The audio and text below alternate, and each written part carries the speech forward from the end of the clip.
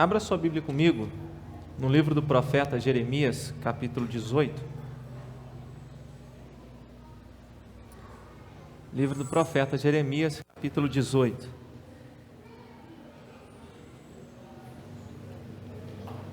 Eu vou fazer a leitura do verso 1 ao verso 12.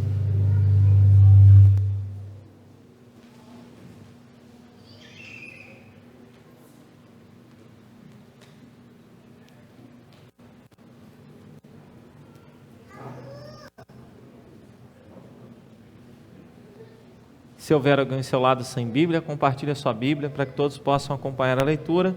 Jeremias 18, do 1 ao 12, diz assim a palavra de Deus.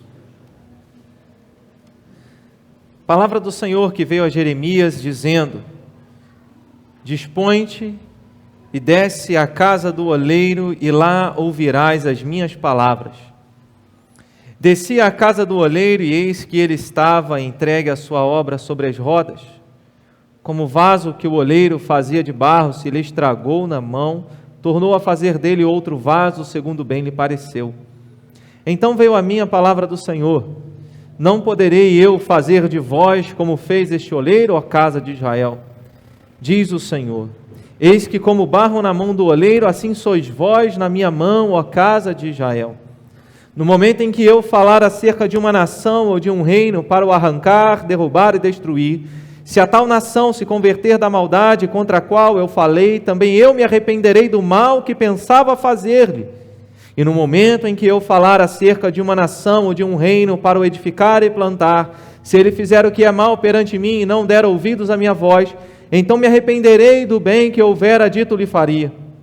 Ora, pois, fala agora aos homens de Judá e aos moradores de Jerusalém, dizendo: Assim diz o Senhor: Eis que estou forjando o mal e formo um plano contra vós outros. Convertei-vos, pois, agora a cada um do seu mal proceder, e emendai os vossos caminhos e as vossas ações. Mas eles dizem: Não há esperança, porque andaremos consoante os nossos projetos, e cada um fará segundo a dureza do seu coração maligno. Que Deus nos abençoe com a leitura da sua palavra. Nós vivemos um mundo de coisas descartáveis. Dificilmente a gente se sente motivado a consertar alguma coisa. E aí, quando alguma coisa dá defeito, algumas pessoas cobram tão caro para consertar, que é mais fácil jogar fora e comprar outro. Nesse mundo aí capitalista, onde o lucro, o dinheiro fala mais alto, ninguém perde tempo mais consertando as coisas. E isso não tem nem a ver com uma questão de valores, coisas que são valiosas ou coisas que são baratas. Aquilo que é barato eu não conserto e compro outro. Às vezes até em alguns equipamentos, eu estou falando de coisas naturais, alguns equipamentos caros, o preço para o conserto fica tão além que o preço do conserto é um preço de um aparelho novo. Esses dias eu experimentei isso quando fui fazer um orçamento para o data show da igreja, o que a gente usa no salão, e aí o preço da manutenção era praticamente o preço de um data show novo. E a gente fica pensando assim, será que vale a pena, consertar? O problema é que esse tipo de conceito, esse tipo de ideia, ele acaba entrando na nossa vida de tal maneira que quando outras coisas dão defeito na nossa vida, nós não temos muita motivação para consertar. É muito mais fácil, ou dá menos problema, menos dor de cabeça, descartar, jogar fora, do que consertar. E aí isso, algo muito latente hoje, é a vida cristã, relacionamentos interpessoais, relacionamento conjugal. É mais fácil você trocar de amigos, é mais fácil você trocar de marido, trocar de esposa, é mais fácil você trocar de trabalho, é mais fácil você trocar de todas as coisas, porque afinal de contas você não precisa passar pelos problemas, você não precisa passar essas dificuldades, porque você tem que ser feliz. E para ser feliz, se alguma coisa está impedindo a sua felicidade, joga fora e arruma algo que vai te fazer feliz. E as pessoas vão assim, caminhando e descartando as coisas. Não é apenas uma questão de equipamento eletrônico, de objetos, mas de pessoas. Nós acabamos tendo as pessoas como objetos, né, como coisas, e não como seres humanos que são criados à imagem e semelhança de Deus. Nos capítulos para frente, no capítulo de número 20, aí em diante, o profeta Jeremias ele estaria profetizando no tempo do rei Josias, um rei que restaurou espiritualmente a nação de Judá. Mesmo com essa volta do povo para Deus, mesmo tendo sido restaurado a vida espiritual do povo, o profeta Jeremias, ele anunciava o julgamento de Deus, o juízo de Deus sobre o seu próprio povo. E mostrando que do norte viria alguém, viria um rei, viria um império, para destruir e para julgar o próprio povo dele. Desde o capítulo 15, versículo 4, Deus diz que entregaria Judá nas mãos de outros reinos por causa do que Manassés havia feito em Jerusalém.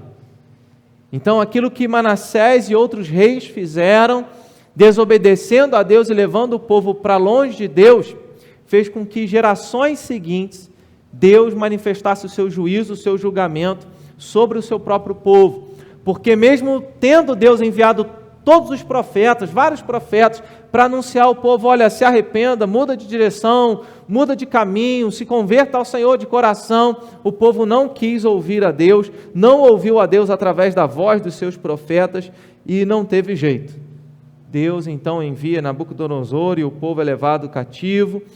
Há um período de 9 a 10 anos em que o povo de Judá fica como vassalo do Império da Babilônia, e aí então, no final desses 9, 10 anos, o rei de então se rebela contra Nabucodonosor, e aí a Babilônia vem, o Império Babilônico vem e destrói Jerusalém, destrói o templo e leva a maior parte das pessoas que tinham uma condição financeira para a Babilônia, deixa só na terra os pobres, e aí então Judá começa a ser escravo da Babilônia. Deus, ele está realizando a sua obra, e para realizar a sua obra ele disciplina, julga o seu povo, e assim aconteceu com a história, nesse contexto do profeta Jeremias. O profeta Jeremias foi um homem que foi lançado dentro da cisterna, porque falou a vontade de Deus, falou a palavra de Deus. Nos nossos dias as pessoas, e muitos pregadores falam aquilo que as pessoas querem ouvir, né? e massageiam o coração e a mente dos seus ouvintes. Mas Jeremias não foi um homem de Deus assim, não foi um profeta assim. Ele falava aquilo que o povo precisava ouvir, e as pessoas não gostavam disso. E certas pessoas lançaram Jeremias dentro de um poço, e ele foi suprido ali com pão e água por um determinado tempo. Jeremias vai orar, interceder diante de Deus pelo povo, e Deus diz para ele, eu não vou ouvir a sua oração, porque o meu povo é mau. E Deus ele vai tratando não apenas com o seu povo, mas também com o profeta, lembrando da dureza do coração do seu próprio povo, porque o povo agia assim, no versículo de número 12, porque andaremos consoante os nossos projetos e cada um fará segundo a dureza do seu coração maligno. Mesmo tendo sido exortados por Deus através do profeta, o povo estava dizendo, daqui eu não arredo o pé, eu não mudo, eu nasci assim, vou ficar assim. E a Deus então resolve disciplinar o seu próprio povo, mostrando que ele possuía uma obra para a igreja dele, para o povo dele. E isso nós precisamos avaliar sobre a nossa vida diante de Deus, sobre o perder a nossa vida, o descartar a nossa vida diante de tantas coisas que nos assediam, tantas coisas que nos fazem caminhar longe da presença de Deus, longe da comunhão com o Senhor, e entendermos que Deus está realizando uma obra na nossa vida. Tudo que acontece com você, cada detalhe, cada momento da sua vida, faz parte de uma história que Deus tem escrito para transformar a sua vida, para fazer de você um vaso que Ele possa usar como um vaso de honra. Às vezes nós pensamos que os momentos difíceis da nossa vida, que as tribulações que nós passamos vão nos destruir, vão nos fazer perecer, perder a esperança, como o versículo 12, o próprio povo falava, não há mais esperança. Quantas vezes pelas lutas e aflições nós pensamos que não tem mais jeito, não tem mais esperança para nós. Mas nós precisamos lembrar que nós cremos num Deus que está realizando uma obra, não por nós, mas uma obra em nós. Nós queremos muitas vezes que Deus faça alguma coisa por nós, que Ele nos atenda em algum pedido, em alguma necessidade. Jesus fala que o nosso Pai Celeste conhece cada uma das nossas necessidades, mas diz que Ele faz com que nós sejamos sal e sejamos luz. A obra de Deus na nossa vida é uma obra que vem dEle, começa por Ele, desde o início. E Jesus veio ao mundo para isso, para que nós estivéssemos mais perto de Deus, para que Ele pudesse realizar essa obra dentro de nós. Quando o povo de Deus é disciplinado por Deus, pensa só, Deus falando para o povo que não queria se arrepender, Ele diz: eis que estou forjando o mal e formo um plano contra vós outros. Geralmente, quando nós lemos essa parábola, essa história do oleiro, do vaso na mão do oleiro, que estraga, e o oleiro então faz desse mesmo vaso um outro vaso, segundo bem lhe pareceu, segundo a sua própria vontade. Deus estava dizendo que esse novo vaso seria um vaso disciplinado, era a disciplina de Deus. O significado desse novo vaso era a disciplina de Deus, porque o povo não queria se arrepender, não queria se curvar diante da orientação, do mandamento de Deus, da vontade de Deus, e Deus estava dizendo: eu vou fazer um novo vaso. E esse processo de fazer um novo vaso, esse processo de fazer um novo povo, era a disciplina. E Deus estava dizendo: eis que forja o mal. Esse texto está em harmonia quando nós lemos lá em Isaías 45, que algumas pessoas encontram algumas dificuldades para entender quando leem na Bíblia, em Isaías 45, Deus dizendo: eu formo as trevas e crio o mal, eu, o Senhor, faço todas as coisas. Mas Deus criou o mal? Sim e não. Nesse contexto de Isaías 45, Deus cria o mal no sentido de disciplinar o seu próprio povo, e aquele que recebe a chibatada, aquele que recebe o açoite, a disciplina de Deus, a vara de Deus, esse está recebendo na visão dele o mal de Deus. E vários profetas, Isaías também fala daqueles que viriam e oprimiriam o povo de Deus por causa do próprio pecado do povo. Mas Deus não é o agente do mal. Ele tem Satanás e os demônios para fazerem o mal. O nosso Deus está realizando uma obra em nós. E o oleiro, imagina só, irmãos, Deus quer ensinar o povo através de uma visão que Ele dá ao profeta. Ele diz: desce, logo no início, dispõe-te e desce à casa do oleiro, e lá você vai ouvir as minhas palavras. Aí Jeremias disse: eu desci, e o oleiro estava entregue à sua obra. Quero destacar isso. A obra de Deus é a obra que Ele realiza em nós e é dEle. A obra de Deus, quando o texto diz o oleiro estava entregue à sua própria obra, é para nos lembrar que Deus está realizando algo nas nossas vidas. Deus está realizando um projeto nas nossas vidas. Quando os religiosos questionaram a respeito da vinda do Messias e questionaram o Senhor: quando vem então o reino de Deus? Porque eles viam o Senhor fazendo milagres, operando grandes sinais, e esperavam que alguém se revelasse, ou que o próprio Jesus se revelasse, dizendo: eu sou o Messias. Mas Jesus disse para eles: olha, o reino de Deus não vem com visível aparência. O reino de Deus está dentro de vós. A preposição ali, dentro ou em vós. Essas duas traduções cabem. O reino, quando Jesus diz lá em Lucas 17, 21, o reino de Deus está dentro de vós, o reino de Deus está em vós. O que é? Não, para nos lembrar que Deus está realizando algo aqui dentro, na nossa alma, no nosso coração. Queridos, Deus, ainda que Ele conheça as nossas necessidades, mas Deus não está preocupado se nós seremos prósperos financeiramente, não. Deus não está preocupado se nós teremos uma vida inteira, uma vida longa, cheia de saúde, não, física não. Deus quer mudar o nosso coração, que é a sede das nossas emoções, dos nossos sonhos, dos nossos projetos, porque se lá dentro for transformado, se lá dentro for santo e puro, como a imagem e semelhança de Cristo, todas as nossas decisões serão puras. Todas as nossas escolhas e projetos serão santos. Quando o Provérbios, no capítulo 4, versículo 23, diz: de tudo que se deve guardar, guarde o coração, porque dele procedem as fontes da vida. O que esse provérbio quer dizer, senão o nos ensinar que todas as nossas decisões do coração procedem as fontes da vida, todas as nossas escolhas, todos os nossos anseios, procedem lá de dentro.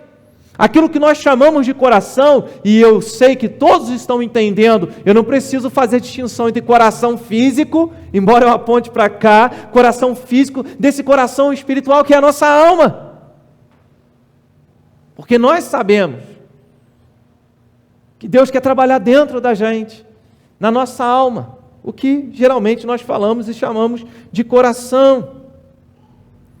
Quando é tão certo e claro na palavra que essa obra que Deus está realizando é em nós, quando Jesus falando com os religiosos e perguntando o que um diz que eu sou, e aí em João 6, versículo de número 29, naquele momento em que, logo depois desses versículos, ele ia pregar um sermão duro, falando que era necessário comer a carne dele, beber o sangue dele, falando de fé, de comunhão com ele, que era necessário crer na morte e na ressurreição dele, no sacrifício dele, como substituindo o pecador. E aí no capítulo 6 do Evangelho de João, versículo 29, Jesus diz assim: a obra de Deus é esta, que creiais naquele que por ele foi enviado. Que creiais naquele que é em Jesus, que foi enviado por Deus, pelo Pai. A obra de Deus é essa. Então é claro na palavra, João 6,29, a obra de Deus é que nós creiamos em Jesus como nosso único, suficiente Senhor e Salvador. Só que o que é consequência para nós? É fácil dizer que crê. É fácil dizer eu creio. A Bíblia diz que no último dia muitos vão dizer: Senhor, Senhor, em teu nome expelimos demônios, fizemos milagres. Jesus vai falar para eles: apartai-vos de mim que nunca vos conheci, porque vocês praticam a iniquidade, a maldade. A obra de Deus é que nós criamos no seu Filho, e isso traz consequências, mudanças na nossa vida. Eu falava palavrão, não falo mais. Tem bastante tempo, né, meu amor? Graças a Deus, né? Mudei, Deus começou a mudar. Lá de casa, eu sempre fui o mais calmo, mas o mais calmo lá de casa eu era nervoso. Né? Então eu sempre fui o mais calmo, né, André? Sempre fui o mais calmo, mas era nervoso também, mas Deus foi mudando a minha vida. Porque o encontro com o Senhor, a obra que Deus faz dentro da gente precisa mudar. As pessoas precisam ver isso na nossa vida. Acho que Karine deu um sorriso porque ela está dizendo: Deus ainda tem muita coisa para fazer nele, né? E assim vou citar esse versículo daqui a pouco. O Senhor, Ele faz assim. Deus quer nos fazer vasos úteis para Ele. É interessante quando eu fiz uma pesquisa rápida, e quando você digita numa chave bíblica no computador, vaso, você vai encontrar várias referências de vasos onde se colocava azeite, onde se colocava o óleo da unção, onde se ungia utensílios do templo, onde se ungiu reis, através dos quais se ungia reis. Então era um azeite, um óleo da unção que tinha dentro de um vaso de barro, e aquele óleo era colocado sobre a cabeça daquele a quem Deus queria ungir como seu servo, ou profeta, ou rei, ou líder. E é interessante que até a própria história mostra de uma viúva que tinha uma botija de azeite, e ela foi arrumando outras vasilhas para que ela pudesse, juntamente com o seu filho, encher ali. E eu fiquei pensando, por que Deus usa essa ilustração, por que Deus usa essa parábola para nós ainda hoje? Porque Ele quer nos fazer vasos e vasos de barro, para que nós haja o azeite dEle, para que nós haja o Espírito Santo de Deus, para que nós sejamos cheios do Espírito Santo de Deus, porque quando Deus nos transforma em vasos, feitos por suas próprias mãos, é inevitável que esse vaso seja cheio da sua própria presença. Porque Deus não quer que nós sejamos vasos para qualquer objetivo ou para qualquer propósito. Deus quer encher o nosso coração, Deus quer encher a nossa alma, Deus quer habitar em nós. Jesus fala isso. Aqueles que obedecem a minha palavra, eu e o Pai viremos para Ele e faremos nele morada.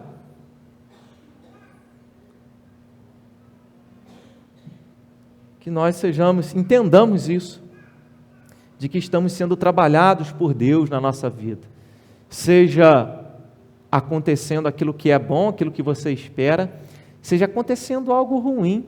Um juízo iminente aqui esperava o povo de Judá. Um juízo iminente. E Deus está dizendo que esse processo de fazer um vaso novo contemplava isso. As provas, as lutas da vida formam o nosso caráter, formam a nossa vida espiritual. Porque quem aqui dobra o joelho e chora, derrama lágrimas diante de Deus quando está tudo bem? Quem aqui busca mais de Deus, se consagra, jejua? Para quem vai ao monte orar, sobe ao monte, senão quando está passando pela adversidade. Como Deus nos ama. Ele manda até dificuldade para a gente, para fazer a gente chegar mais perto dele.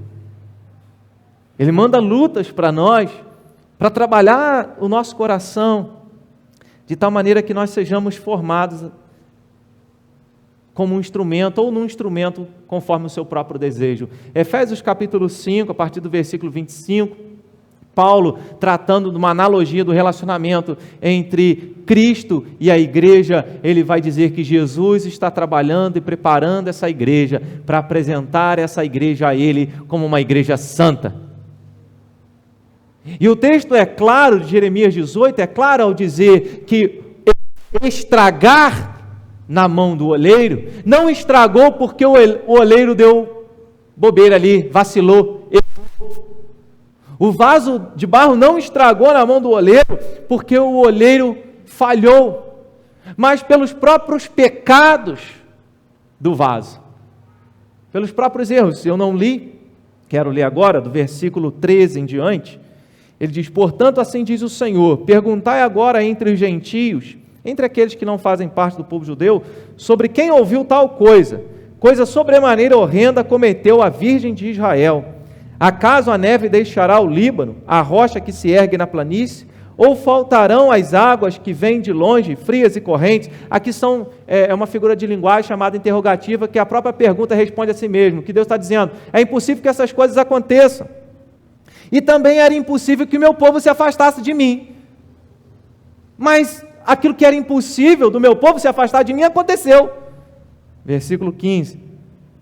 Contudo, todos os do meu povo se têm esquecido de mim, queimando incenso aos ídolos, idolatria, que os fizeram tropeçar nos seus caminhos e nas veredas antigas, para que andassem por veredas não aterradas, para fazerem da sua terra um espanto e objeto de perpétuo assobio. Todo aquele que passar por ela se espantará e meneará a cabeça. Com vento oriental os espalharei diante do inimigo, mostrar-lhes-ei as costas e não o rosto no dia da sua calamidade. Deus está dizendo: eu vou virar as costas para o meu povo, por causa do pecado do meu povo.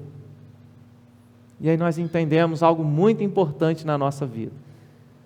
Aquilo que Josué fala para o povo de Deus, lá no capítulo número 21, no último capítulo do seu livro, ele diz: até quando vocês vão ficar em cima do muro? A Bíblia usa a expressão cocheareis. Até quando vocês vão ficar em cima do muro? Se vocês vão servir aos deuses, aos quais serviram os vossos pais, vivendo na idolatria, eu e minha casa vamos servir ao Senhor. O povo pensou por muito tempo que poderia estar no templo, adorando a Deus, cumprindo seus sacrifícios, mas também vivendo uma vida de idolatria. Idolatria aqui não é simplesmente se curvar diante de uma imagem, não. É quando você coloca qualquer coisa, ou pessoa, ou situação, no lugar de Deus na sua vida.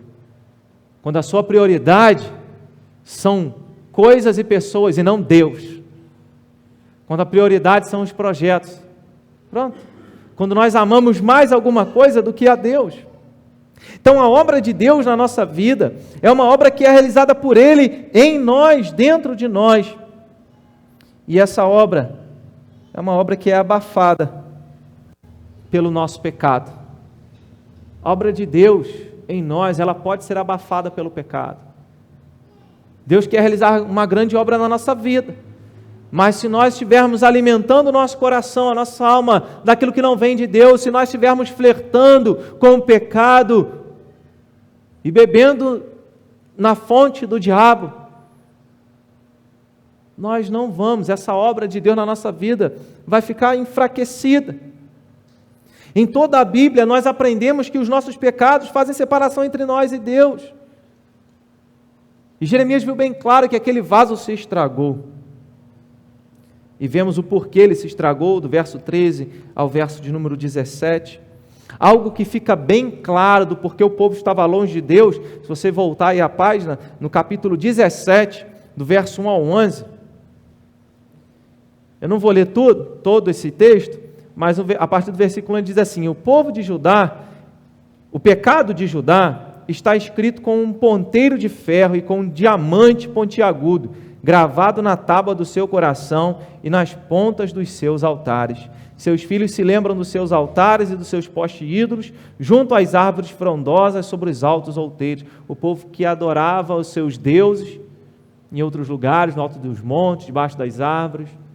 E está dizendo que o pecado do povo estava escrito no coração com um ponteiro de ferro. É para mostrar que aquilo não apagava assim. E mesmo o pecado sendo escrito com um ponteiro de ferro, aquilo que o diabo vem acusando, traz à sua mente, traz à sua memória, e você se sente travado com aquilo, Deus está dizendo que ia fazer uma obra. E nessa obra, depois da disciplina dele, depois do julgamento dele, seria uma obra que redundaria para o louvor dele, para a glória dele. Então está claro no texto que o vaso estragou por causa dos pecados. Quantas vezes nós queremos culpar a Deus porque algumas coisas não têm dado certo na nossa vida? Ou queremos culpar até o diabo. Não, isso é coisa do diabo. O diabo arrumou um laço para mim. Não, Tiago fala, Tiago diz que ninguém é tentado senão pela sua própria cobiça. Satanás pode até colocar diante de você um banquete, mas cabe a você decidir se você vai comer desse manjar ou não, que vai te levar para longe de Deus, que vai fazer com que essa obra de Deus na sua vida seja abafada, seja suprimida. E isso é tão forte que algumas pessoas começam a se deixar levar ao ponto de chegar no momento da sua vida que até esquecem de Deus, ou acham que nunca creram em Deus. Como eu já ouvi de jovens: eu não creio mais. Estranho ouvir isso. Eu não creio mais. Como algumas pessoas que provam de Deus, abandonam a Deus, abandonam a comunhão com a sua igreja. Não é por estarem flertando com o pecado? Não é o pecado que nos afasta de Deus?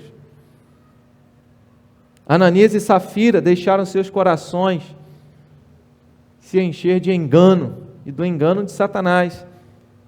E eles tramaram, essa história está lá em Atos capítulo 5, eles tramaram, venderam uma propriedade e combinaram: olha, nós vamos falar que vendemos por tanto, embolsamos parte do dinheiro, entregamos o resto aos apóstolos, ficamos bem com todo mundo vai ver que a gente ofertou. E Pedro diz para eles: olha, como é que Satanás encheu o coração de vocês, fazendo vocês pensar que vocês poderiam mentir ao Espírito Santo?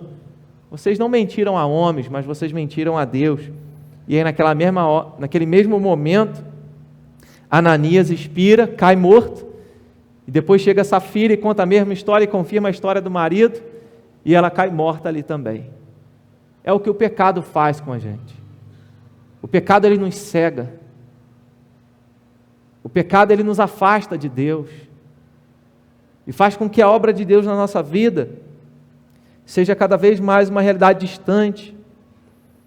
Mas nós precisamos escolher a Deus, nós precisamos escolher santidade. Essa obra de Deus na nossa vida nos chama a santidade, nos chama a pureza, nos chama ao compromisso com a palavra de Deus, compromisso com a verdade de Deus, e aí Deus vai realizando essa obra em nós. Então a obra do Senhor, ela pode ser abafada com o pecado, por causa do nosso pecado, que nós estejamos considerando a nossa própria vida, as nossas atitudes e fugindo de qualquer pecado. Em terceiro lugar, a obra de Deus é uma obra constante. Deus sempre pode fazer de novo. Então eu quero destacar aqui, quando ele diz no verso 4, como o vaso que o oleiro fazia de barro se lhe estragou na mão, tornou a fazer dele outro vaso segundo bem lhe pareceu. Então Deus, Ele pode fazer, quando algo dá errado, Deus pode fazer de novo. Quando algo não dá certo, Deus pode fazer de novo. Se a nossa vida se perdeu, se nós nos perdemos na caminhada cristã por um momento, Deus pode fazer isso novamente. O oleiro voltou a fazer. A palavra de Deus está cheia de exemplos disso. Cheia de exemplos de que Deus faz de novo, de que Deus restaura. E Ele foi fazendo assim, até mesmo quando Moisés, em Êxodo capítulo 33, ele diz: Senhor, se o Senhor não caminhar com esse povo, risque o meu nome do teu livro. Que oração ousada, né? Aí Deus fala para ele: eu vou salvar quem eu quiser e vou mandar para o inferno quem eu quiser. Estou contextualizando as palavras, né? Ele diz: terei misericórdia de quem eu quiser e vou me compadecer de quem eu quiser ter compaixão. Mas Deus age com compaixão, Deus age com misericórdia, porque Deus, Ele está trabalhando sem desistir de nós, embora muitas vezes nós desistimos de nós mesmos, desistimos de realizar a obra de Deus e experimentarmos essa obra de Deus na nossa vida. Deus está sempre disposto. Isso nós encontramos na vida do Senhor Jesus. Encontramos vários exemplos na vida do Senhor. Quando as pessoas vinham até o Senhor Jesus e Ele falava: vai, não peques mais, dando uma nova oportunidade para aquela pessoa. Ele diz: olha, e é interessante que ele antes dele dizer vai, não peques mais, ele dizia: a tua fé te salvou, vai, não peques mais. Mostrando que a obediência, o compromisso com Deus é resultado dessa obra de salvação que Deus realiza na nossa vida. Algumas pessoas dizem assim: eu preciso mudar de vida, preciso melhorar algumas coisas, acertar algumas coisas na minha vida para então buscar a Deus, para então me envolver com Deus, me envolver com a igreja de Deus. Isso não vai acontecer. Se Deus não operar antes de tudo na nossa vida, se Ele não realizar essa obra em nós, nós jamais conseguiremos alguma coisa. Então nosso Deus é aquele que muda a nossa história, que torna a fazer da gente um novo vaso, um novo instrumento nas mãos dele. Paulo imaginava que era um servo de Deus, mas de repente Deus quebra Paulo e faz de Paulo um novo vaso. E ele diz lá em Atos 9, versículo 15, ele diz para Ananias, o Senhor Jesus dizendo para Ananias: eu mostrarei para ele, Ananias, o quanto importa ele sofrer pelo meu nome. E ele vai anunciar o meu nome perante reis e gentios e o povo de Israel. E ele é para mim um instrumento escolhido. Deus fala isso, Jesus fala isso a respeito de Paulo, mostrando que ele estava fazendo uma nova obra na vida de Paulo. Essa obra que Deus realiza ainda não está completa na nossa vida. Filipenses 1,6. Quando o Carlinhos deu aquele sorriso, eu lembrei, do texto, falei que ia citar. Filipenses 1,6, aquele que começou a boa obra em nós, vai completar até aquele grande dia. Isso quer dizer o quê? Quer dizer que mesmo Deus realizando uma obra na sua vida, mesmo você tentando buscar uma vida de santidade, de acertar, vão haver dias que você vai cair, que você vai vacilar, que você vai pecar, que você vai falhar. Mas é necessário, irmãos, o entendimento de que nós precisamos voltar atrás. Não é errado, não é ruim dizer. É bom. Para o mundo, para a sociedade de uma forma geral, reconhecer o erro, reconhecer as próprias falhas, é ruim. É sinal de fraqueza, de pecado. Mas diante de Deus é virtude. Mas o povo estava dizendo: nós não reconhecemos isso. Deus estava clamando, versículo 11, convertei-vos, pois agora cada um do seu mal proceder, e emendai os vossos caminhos e as vossas ações. Perceba que ele não está dizendo, emendai aquilo, os seus corações e as suas mentes. Mas ele está dizendo os vossos caminhos e as vossas ações, porque nós demonstramos a nossa fé, nós demonstramos a obra de Deus em nós, através das nossas atitudes, através da nossa vida. Nós precisamos fazer isso, sabendo que Deus é poderoso para recomeçar a obra dele na nossa vida. Por que você desistiria então, se Deus não desiste? Tem até uma canção que rola aí, né? Não importa quem você é, não importa o que você fez, Jesus conhece o seu interior, Ele não desiste de você, Ele se importa com você. O Senhor faz assim, e Ele faz essa obra nas nossas vidas, Ele faz de novo, para que a glória seja dEle e para que nós tenhamos esperança. Porque Deus estava levando o profeta àquele lugar, àquela olaria, para que ele pudesse ter essa visão, senão para que o povo tivesse esperança e fosse renovado e lembrasse, olha, as coisas podem mudar, a minha vida pode ter uma guinada, uma mudança, uma virada completa, eu posso ter uma nova história.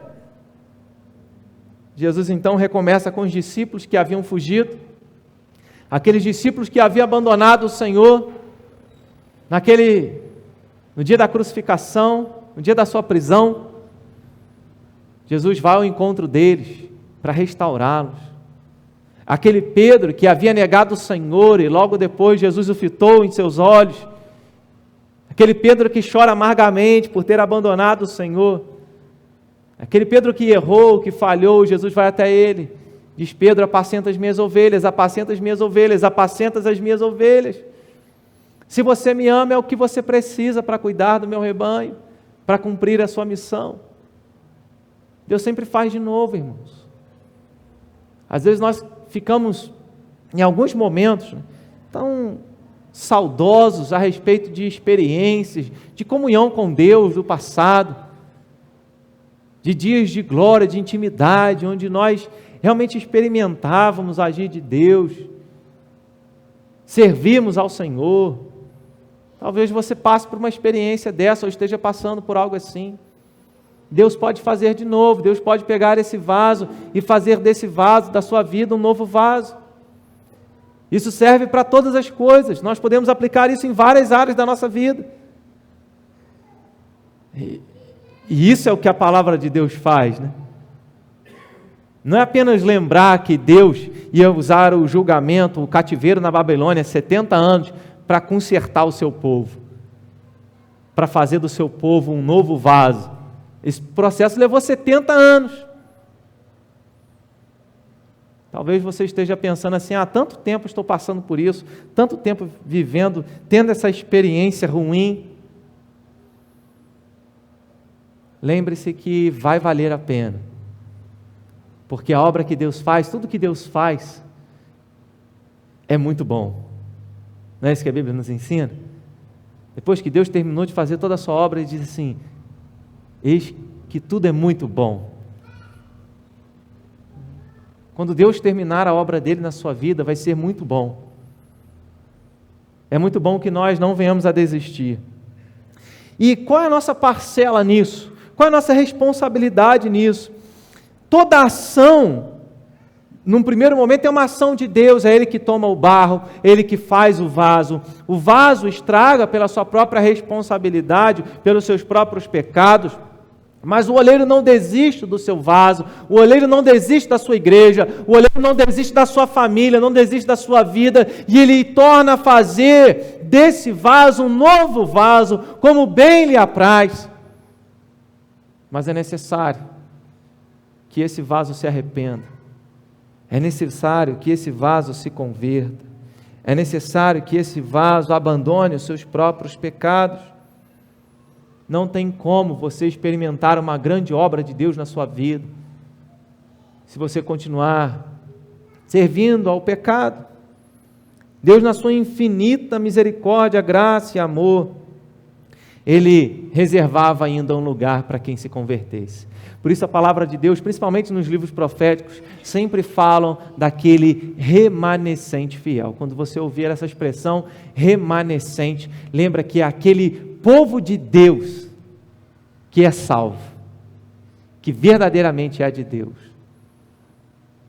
No meio de uma geração corrompida pelo pecado, no meio de um povo distante de Deus, Deus disse: o remanescente é que será salvo. E o remanescente é para nos lembrar que mesmo no meio de um monte de gente que professa a fé em Cristo, existem aqueles que são fiéis a Ele. Existem aqueles que fazem parte do seu corpo, do seu povo. E Deus estava dando oportunidade para esse povo. Aquele que se converteria, aquele que se arrependeria dos seus próprios pecados. Hoje nós vamos celebrar a Santa Ceia do Senhor, lembrar que Jesus morreu por nós, aquilo que o apóstolo João nos ensina na sua primeira carta: se nós confessarmos os nossos pecados, Ele é justo para nos perdoar os pecados. Irmãos, quando nós consertamos qualquer coisa, quando nós vamos ao médico para consertar a nossa saúde, quando você leva um aparelho na eletrônica para consertar, quando você faz qualquer coisa, é necessário um diagnóstico, é necessário atentar para aquele problema e então tratar o problema de forma específica. Como tratar a nossa vida, como a obra de Deus ser realizada na nossa vida, se nós não confessamos os nossos pecados e nos arrependemos deles? Se sempre nós fazemos vista grossa para nós mesmos? Que haja em nós um temor tão grande de Deus, que possamos orar como o salmista no Salmo 19: Senhor, perdoa os meus pecados, até mesmo aqueles que são ocultos aos meus próprios olhos, porque quem poderia discernir de forma tão específica os seus próprios pecados?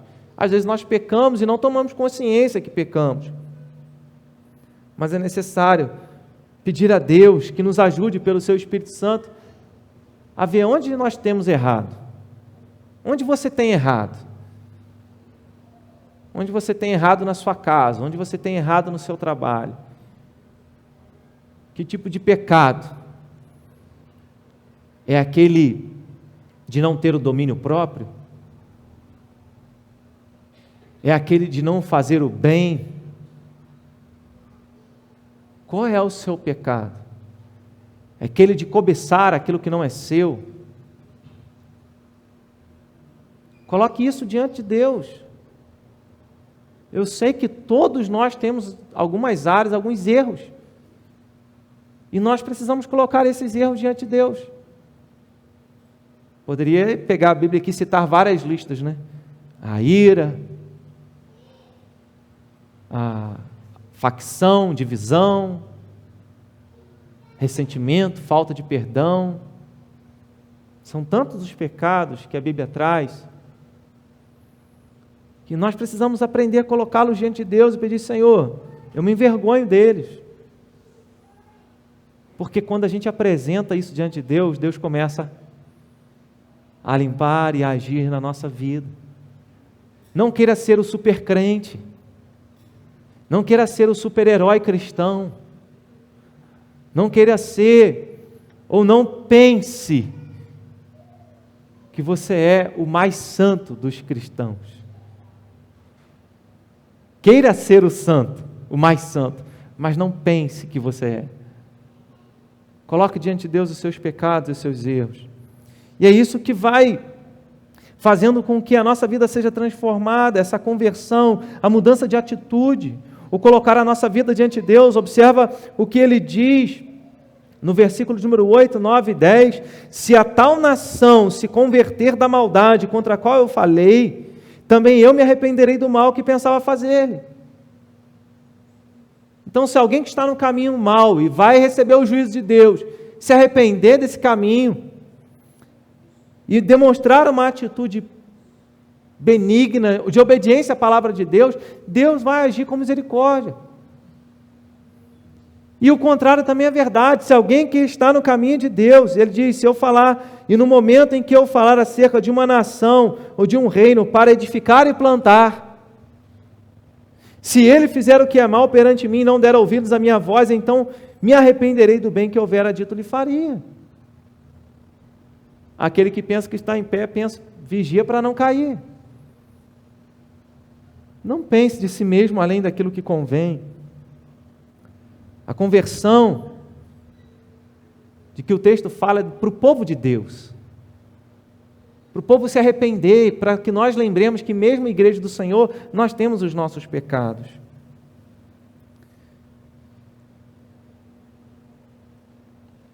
Embora o arrependimento, e aqui o texto menciona a ideia do arrependimento de Deus, seja diferente do nosso, não pressupõe erro, mas é para mostrar que Deus estaria sendo misericordioso. Isso nos ensina pelo menos duas coisas que eu penso a respeito desse texto, dessa ação do arrependimento e da misericórdia de Deus.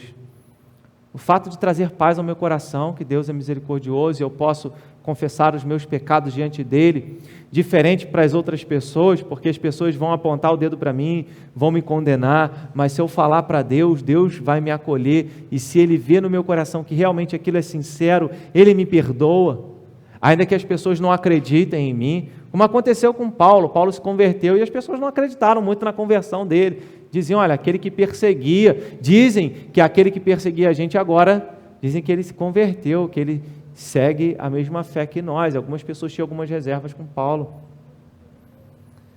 E o outro ponto é nos ensinar a sermos tolerantes. Porque se eu sei que eu sou transgressor e falho, e Deus age com misericórdia para comigo, por que eu exigir do outro que ele seja tão perfeito? Por que eu não agir com tolerância ou não ser misericordioso com aqueles que falham comigo também, entendendo que todos nós estamos nesse processo da obra de Deus sendo realizada na nossa vida, e que assim nós estejamos desejando a cada dia vivermos na presença do Senhor.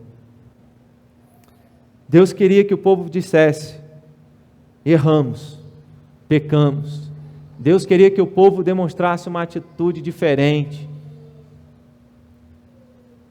Existem alguns teólogos que falam sobre alguns pontos, 5 pontos, e aí dê quantos pontos queiram dar, né, sobre o crescimento espiritual, a maturidade espiritual. E um desses aspectos em que vários pastores, teólogos falam, é tratar sério com o pecado. É não fazer vista grossa para o pecado. Esses dias aí estava rolando no WhatsApp uma mensagem do pai que vai no circo com uma criança, alguns aí devem ter recebido, que vai no circo com uma criança, e aí a entrada pagava a partir de 7 anos, e 6 anos era gratuito, né? E aí o pai chega, paga a dele, a do filho, e aí o cara que estava na bilheteria diz assim, olha, ele tem quantos anos? Ah, ele tem 7. Ah, se você tivesse dito que ele tivesse 6, eu nem ia perceber a diferença, você só ia pagar uma entrada. Aí o pai responde para o cara que estava na bilheteria dizendo, mas meu filho ia saber, ele ia crescer aprendendo que podia fazer isso, enganar, né? Nas coisas simples, irmãos, que nós possamos tratar sério com o pecado, levarmos a sério uma vida reta, uma vida santa, porque essa obra que Deus está fazendo na nossa vida é para te tornar santo, é para fazer com que você seja a imagem e semelhança dele. Que privilégio, que honra, que maravilha essa obra de Deus na nossa vida. Nós seremos como Deus,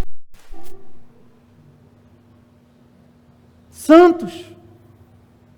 Imagina não passar mais nada de errado na nossa cabeça, não desejarmos mais nada de errado no nosso coração, não sair mais nada da nossa boca que entristeça a Deus e aquelas pessoas que convivem conosco.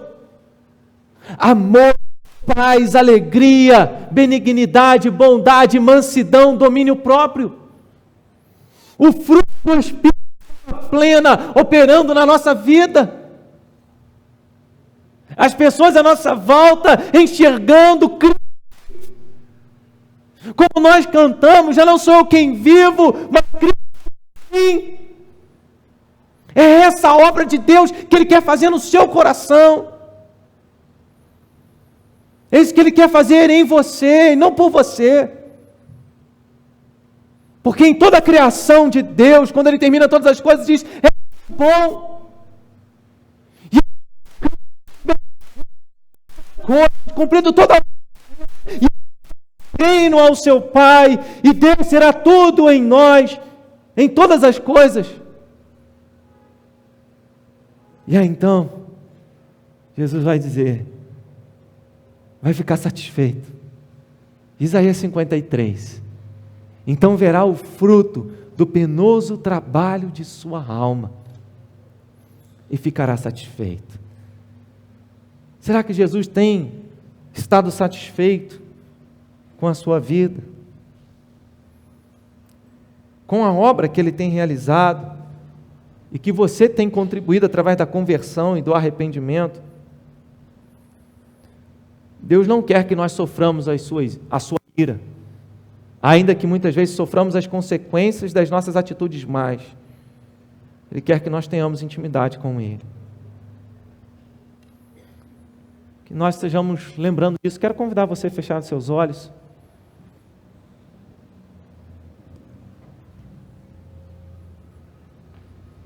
E a pensar naquilo que você ouviu,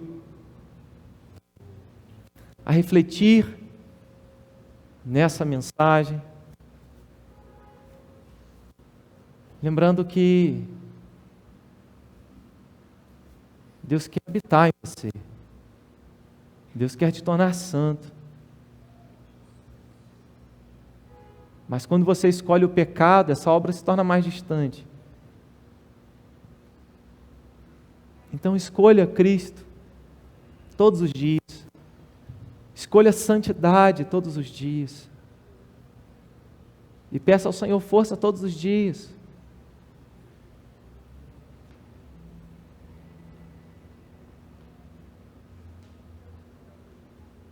Senhor, em nome de Jesus, nós suplicamos que o Senhor aplique a Tua palavra em nossas vidas, Pai. Esperamos sim, ó Deus, que a cada dia o Senhor continue realizando essa obra em nós. Porque não queremos ser mais como antes. Ó Pai, ajude a mim a tratar a minha família como o bem mais precioso.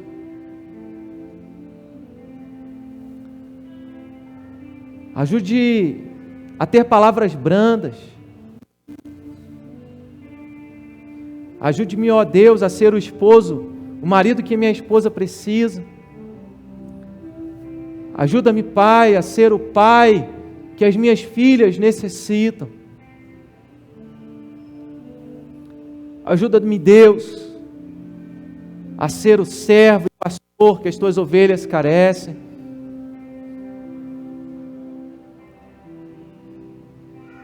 Ajuda-me, Pai, para que eu seja, com aqueles que estão à minha volta, um instrumento, um vaso, cheio do Teu Espírito Santo. Ajuda-me para que as pessoas à minha volta possam ver o Senhor em mim, a Tua luz brilhar em mim. Eu não quero ser um cristão apenas de nome. Eu não quero ser um cristão apenas que diz ser. Eu preciso que o Senhor realmente me transforme. Me faça cada dia um vaso feito por Tuas próprias mãos. Porque o Senhor sabe que eu mesmo não tenho forças, ó Deus, para me fazer um novo vaso. Só o Senhor tem poder para isso. Só o Senhor tem poder para mudar o meu jeito. Só o Senhor tem poder para mudar a minha maneira de lidar com as pessoas. Só o Senhor tem poder para mudar o meu coração. Porque eu sei que quando o meu coração estiver mais cheio do Teu Espírito, haverá nele menos de mim, mais do Senhor. E aí então poderei servir ao Senhor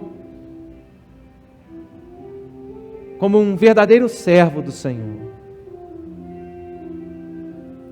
Aplica, Senhor, a Tua palavra em cada coração aqui, em cada vida aqui. O Senhor sabe, ó Deus, o que cada um precisa. Dê a certeza, Deus, aos meus irmãos, que o Senhor ainda está realizando uma obra na vida deles. Que eles se coloquem diante do Senhor em arrependimento, em fé, em conversão, pedindo ao Senhor a cada dia essa transformação. Faz assim, ó Deus. Nós clamamos, Pai, em nome do Senhor Jesus. Amém, Deus. Amém. Quero convidar os